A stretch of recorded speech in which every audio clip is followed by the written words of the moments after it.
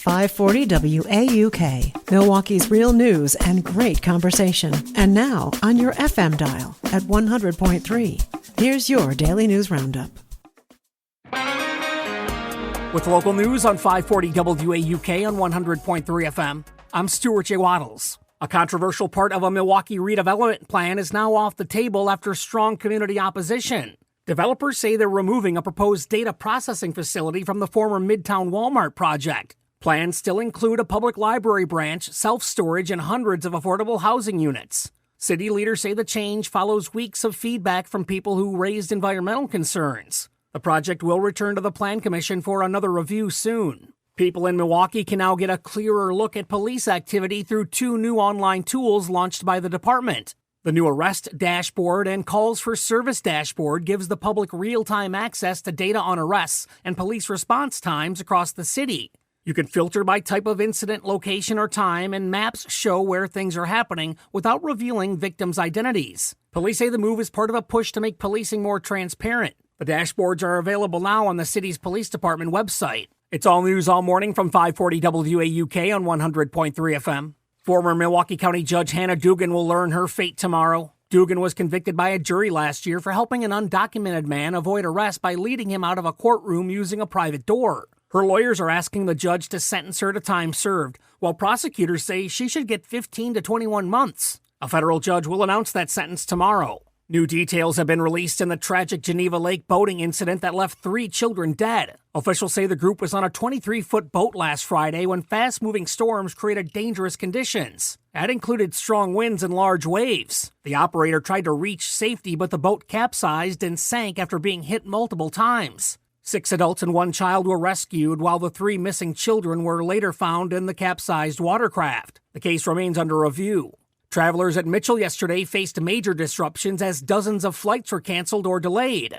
Reports say 15 flights were canceled and 25 were delayed across the airport's combined arrival and departure schedule. The cancellations and delays left hundreds of passengers stranded or forced them to wait for rebooking. Officials have not yet said what caused the problems, but weather elsewhere did play a part. And that's the local update. It's all news all morning, 6 to 9 on 540 WAUK on 100.3 FM. News anytime at WAUKradio.com. I'm Stuart J. Waddles. For Civic Media News, I'm Connie Fellman. Authorities arrested 2 people on homicide charges last weekend after boaters allegedly spotted a human arm with a Packers tattoo in an Illinois lake. Illinois State Police say the human remains were found the weekend before the 4th in Lake Mattoon. That's in the central part of Illinois. Authorities later identified the man as 38-year-old Dale Wayne Turner of Plainfield. Police arrested 26-year-old James Adams and 62-year-old Robin Turner on charges of concealing a homicide and dismembering a human body. Court records show Turner was the victim's wife and Adam his half-brother. Police say they expect additional charges.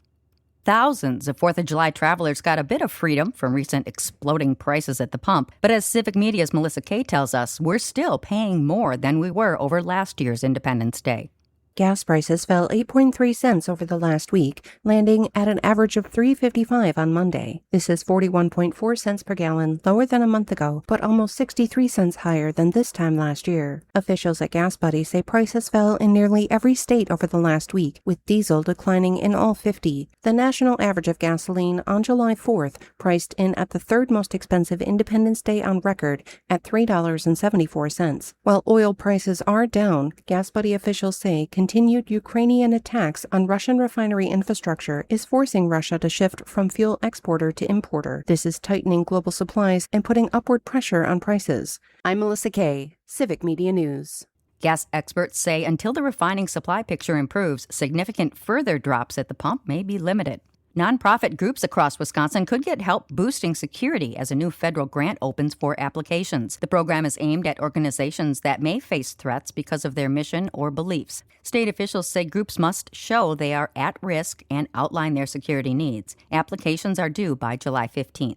CDC officials say a diarrhea-causing parasite is making people sick across the country, including right here in Wisconsin. They say the parasite, called cyclosporiasis, is spread when contaminated water is sprayed on plants at farms. The parasite multiplies during humid conditions. Michigan recently saw a surge in cases, reporting nearly 600 cases as of July 4th. Wisconsin had fewer than 10 cases so far in the last report from the CDC. No specific food has been tied to the outbreak, but produce, including basil, cilantro, and berries, have been cited in known cases. Doctors say you can avoid getting sick by washing produce with large amounts of clean water, washing your hands with soap and water before preparing food, and keeping fruits and vegetables chilled. We have new details about the Lake Geneva boating accident that claimed the lives of 3 children last Friday.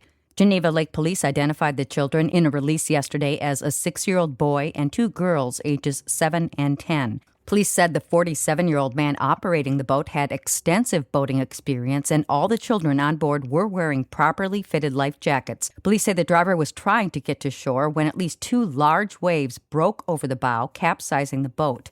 Divers found the sunken boat in 32 feet of water with the 3 child victims inside. They say the children died from drowning. The National Weather Service confirmed that the storm that capsized the boat packed winds of 90 to 100 miles per hour. A Rice Lake man is charged after allegedly trying to hire someone to kill the mother of his child following a custody dispute.